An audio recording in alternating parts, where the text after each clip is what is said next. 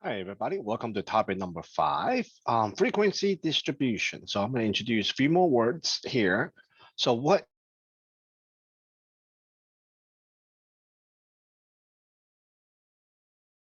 to describe the structure of a particular data set or a population?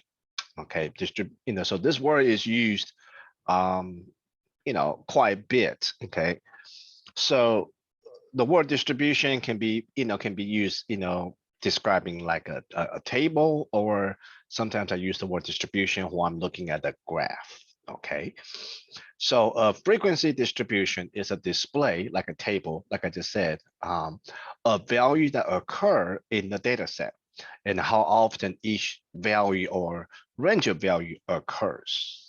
Okay, so right here, I have an example. So this big old table here is called the frequency distribution. Frequencies are the number of data value in the category of a frequency distribution. Okay, so the frequency is how many times that number occurs. A class, okay, is a category or interval of data in a frequency distribution. So right here are the class. So my example here is the price of a plasma television in dollars, okay? And we arrange them into 1, 2, 3, 4, 5, 6. We divide them out into 6 classes. So in a minute, we're gonna tally all this up, and then we're gonna do our frequency tally our frequency, and we can find all the other things. So, but let me do a couple more words. Class width is a difference between the lower limit and the upper limit of 2 consecutive class. Class width is the width of each class. So right now I divide my entire data into 6 classes. Okay. So what's so-called the lower class limit is the smallest number of each class. So all these numbers at the beginning of every class, those are lower class limits. Upper class limits are the largest number in each class. So these numbers are upper class limits. Okay, so a class width, to find the width of it, we can all we gotta do is find the difference between the lower class limit or upper class limit of 2 consecutive class. So if I take these two, for example, these 2 lower class limits, and I'm gonna find the difference of them. So 1173 minus 1113. If I subtract them, then that will tell me what the class width is.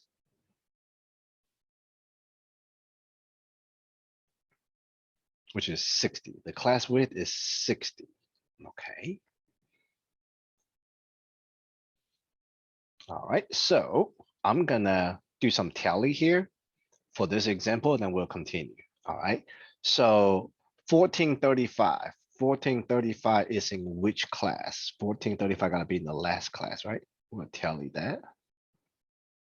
All right, cross off. 1231. So just bear with me. 1470, 1286.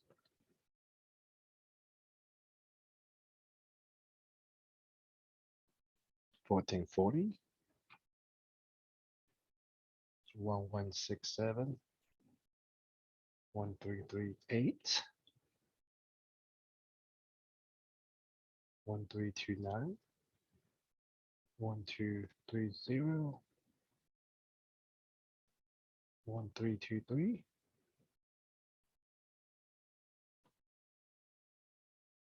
64. 1442. All right, so 5 is this way, right? That's 5. 1422. 1299.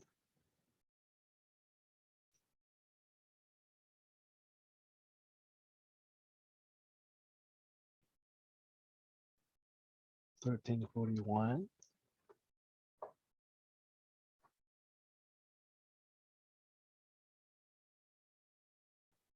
209. 1381. Okay, so I got 3. So I don't want to show you how we tally, right? 4 and then 5 slash. So that should be 3. 2, 2, 5, 2, and 7. Okay. So once we tallied the frequency, then we can write it down.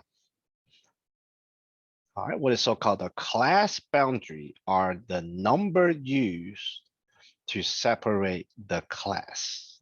Okay, it's always minus 0.5 of each lower class limit and plus 0.5 of each class limits. So right now, if you actually look at the class, 113, 1113 to 1172, okay, is one class. So the upper class limit to the lower class limit of the next class, there's a one, there's a value of one in between them. Okay, so that creates a little gap. So class boundary actually closes that gap. So all we gotta do is plus, okay, plus 0.05 of each class limit and minus 0.5 of each lower class limit. So let me just copy down the frequency again.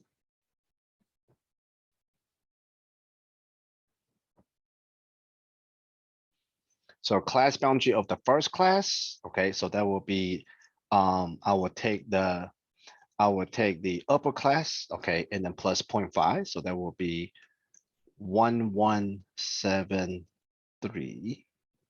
Oh, excuse me, 72.5, this plus 0.5, okay?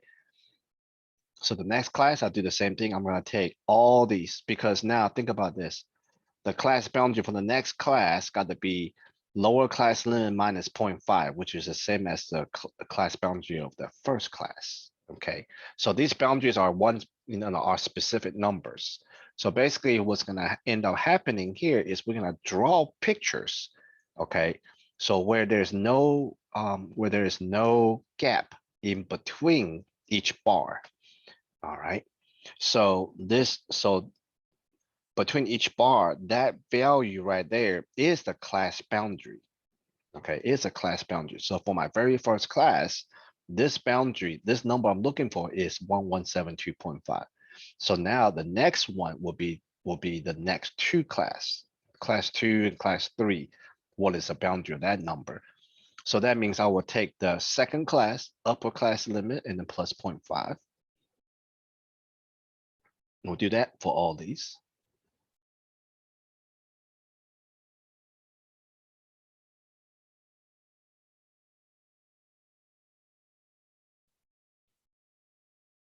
So the very, very last class, let's pretend this is the very last class. So the boundary is the very last number. It's the right side of that bar. Okay, class midpoint. Class midpoint is take the lower class limits plus the upper class limit divided by 2. Okay, so for my very first class, take the lower class limit 1113 plus 1172. Add them up, then divided by 2. So that give me 1142.5. So that's exactly halfway between the lower and the upper class limits.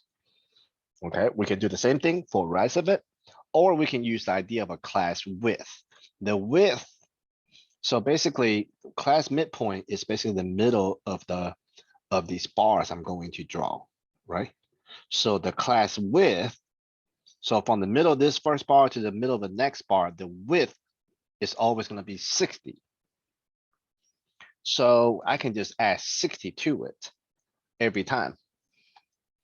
And that will give me the midpoint of the next class.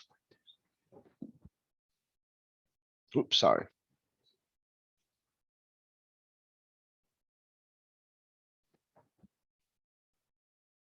Okay, just keep on adding 60.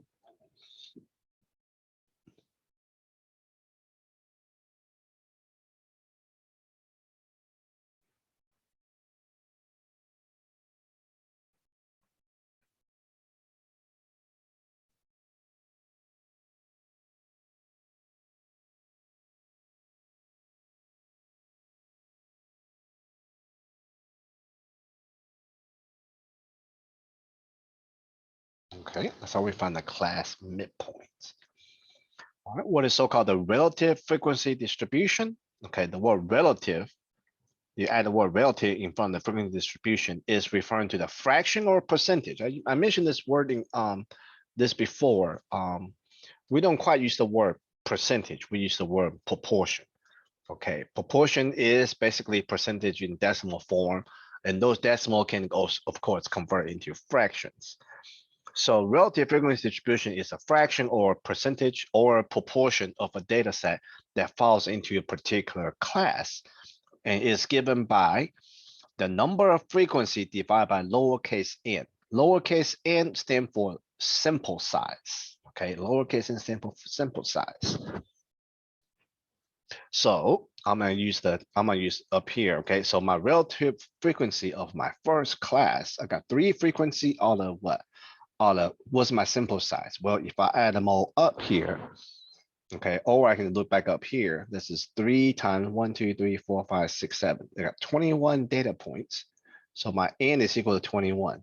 So that's 3 out of 21, okay, or 1/7. The next class is 2 out of 21, 2 out of 21, 5 out of 21, 2 out of 21, and the last class is 7 out of 21. In each one of these relative frequency, I can punch in the calculator. It's gonna tell me the proportion or the percentage. Okay, I know these numbers will be very, very messy. That's the reason why I kept them in fraction. Oops, sorry. 3 divided by 21. So about 0.1429, something like that. Okay, I'm not gonna write in decimal because these decimals are kind of messy looking.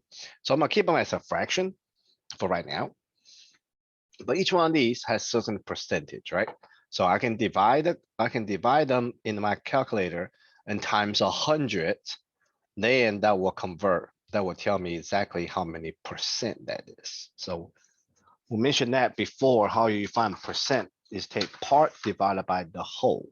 Okay, so the part frequency 3 is part of that 21. So part divided by whole times 100 will convert into percentage. But most of the time we don't quite look at them as percentage. Most of the time when I talk about percentage, it's more in decimal form before you times 100. That answer is what I'm looking at most of the time. But for right now, let's keep it in the fraction so you won't be so messy. Okay. Now, what is so-called a cumulative frequency is the sum of frequencies of a given class and all the previous classes. Okay, it's a frequency of the given class and all the previous classes. So it's accumulating, it's accumulating frequencies as you go up. So if you keep on accumulating, that means the very, very last class you have 21 out of 21. Okay, so the first class is 3 out of 21. The next class is 2 out of 21 plus the previous frequency.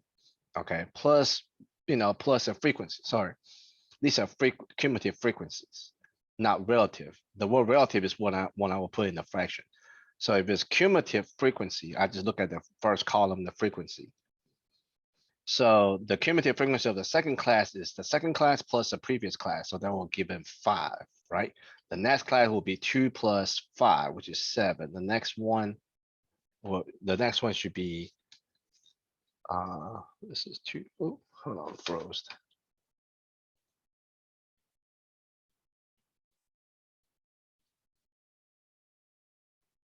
Hang on 1 second. Sometimes my marker, sometimes this thing freezes. 2 plus 5, that would be 7, right? 7. The next one is 5 plus 7, which is 12. The next one is 2 plus 12 is 14. Okay, you take the class, you take the frequency of the class plus all the previous ones. So the last class is 7 plus all the previous ones together will all be 21. Okay, it's accumulating, it's going upward. Okay, so that's what cumulative frequency means. So if I add the word relative cumulative frequency, that means I will be doing the fraction, write them as a fraction form. 3 out of 21, the next one will be 5 out of 21, 7 out of 21. So of course, the very last one will be 21 out of 21. right? So let's look at the homework. Okay, so consider the following frequency distribution. So basically, most of the time when we have, when we divide our data into classes, we will be given the distribution right away. We don't actually see the individual data like you see up here. Okay, I show you the individual data so I can show you how we can actually count the frequencies and do the tally. But normally you're given the distribution, the frequency distribution right away.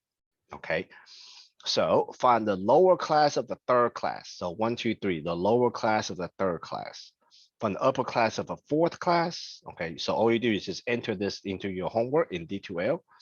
Make sure you write them as, make sure you enter them as number 1, the answer. Okay, and then click on insert. Open up another graphical equation and enter the answer.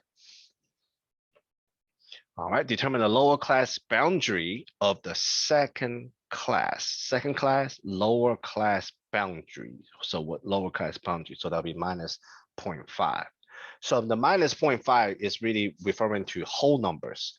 If your data involved with 1 decimal place, okay, if your data is like a 20 point something, this 1 decimal place after the decimal, then that would be minus or plus 0.05. Okay, it's always 1 place value back. Depends on how many place value you have. So the plus 0.5 minus 0.5, the way I roll it in the handout is really for whole numbers. If you have decimals, you always gotta do 1 extra decimal back for the 5. All right, find the class width and determine the class midpoint of the 5th class. 1, 2, 3, 4, 5. Class midpoint of the 5th class. Okay, and determine the relative frequency of the 1st class. Do not simplify the fraction. So make sure you just enter all these into the homework. That will be great. Okay, so that will quickly conclude this lecture video on frequency distribution, basically showing you what a telling you what a distribution is and all the things that we normally find on the distribution. Okay, the class is normally given, but if it's real data collection, then the person who collect the data will determine how many classes it needs. Okay, not too many, not too little, of course, depends on the number of data. So normally the class is given, so I'm basically just showing you how you can tally to find the frequencies and find these boundaries, midpoints, relative frequency, and cumulative frequencies. Okay, thank you for watching.